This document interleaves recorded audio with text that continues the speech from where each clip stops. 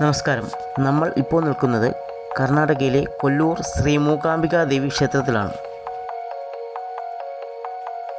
ഈ ക്ഷേത്രത്തിന് സമീപത്തു കൂടി ഒഴുകുന്ന ഒരു സുപ്രധാന നദിയാണ് സൗപർണിക നദി. ഈ നദിയെക്കുറിച്ചുള്ള ചില വിശേഷങ്ങൾ പങ്കുവയ്ക്കുവാൻ വേണ്ടിയിട്ടാണ് ഈ വീഡിയോ ചെയ്യുന്നത്.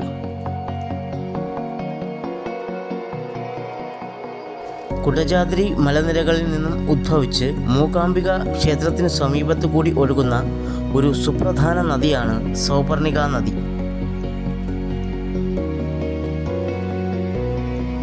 അനേകം ഔഷധ സസ്യങ്ങളിൽ തട്ടി ഒഴുകി വരുന്നതിനാൽ സൗപർണിക നദിയിൽ സ്നാനം ചെയ്യുന്നത് സർവ്വരോഗ നിവാരണമായി കണക്കാക്കപ്പെടുന്നു. അതുകൊണ്ട് തന്നെ മൂകാംബികയിലെത്തുന്ന ഭൂരിഭാഗം ഭക്തരും ഈ നദിയിൽ സ്നാനം ചെയ്തു മടങ്ങുക പതിവാണ്. ഈ നദിക്ക് സൗപർണിക എന്ന പേര് വന്നതിന് പിന്നിൽ ഒരു കഥയുണ്ട്. ആ കഥ ഇങ്ങനെയാണ്. പണ്ടൊരിക്കൽ സുവർണൻ എന്ന പേരുള്ള ഒരു ഗരുഡൻ തൻ്റെ മാതാവായ വിനതയുടെ സങ്കടമോക്ഷത്തിനു വേണ്ടി ഈ നദീതീരത്തുള്ള ഒരു ഗുഹയിൽ മൂകാംബിക ദേവിയെ തപസ്സു ചെയ്തു.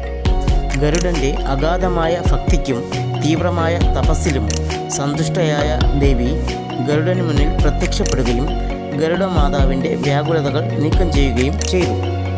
എന്നിട്ട് ഗരുഡനോട് ഒരു വരം കൂടി ചോദിക്കാൻ ദേവി ആവശ്യപ്പെട്ടു. അപ്പോൾ ഗരുഡൻ താൻ തപസ് ചെയ്തിരുന്ന സ്ഥലത്തുള്ള ഈ നദി തൻ്റെ പേരായ സുവർണൻ എന്ന പേരിൽ അറിയപ്പെടണമെന്ന് വരമായി ചോദിച്ചു. അത് അങ്ങനെ തന്നെ ഭവിക്കട്ടെ എന്ന് ദേവി വരം നൽകുകയും ചെയ്തു. അങ്ങനെ സുവർണൻ എന്ന നദി പിൽക്കാലത്ത് സൗപർണിക എന്ന പേരിൽ പ്രശസ്തമായി. നദീതീരത്ത് ഗരുഡൻ തപസ് ചെയ്തിരുന്ന ഗുഹ ഗരുഡ ഗുഹ എന്ന പേരിൽ ഇപ്പോഴും അവിടെ സ്ഥിതി ചെയ്യുന്നു.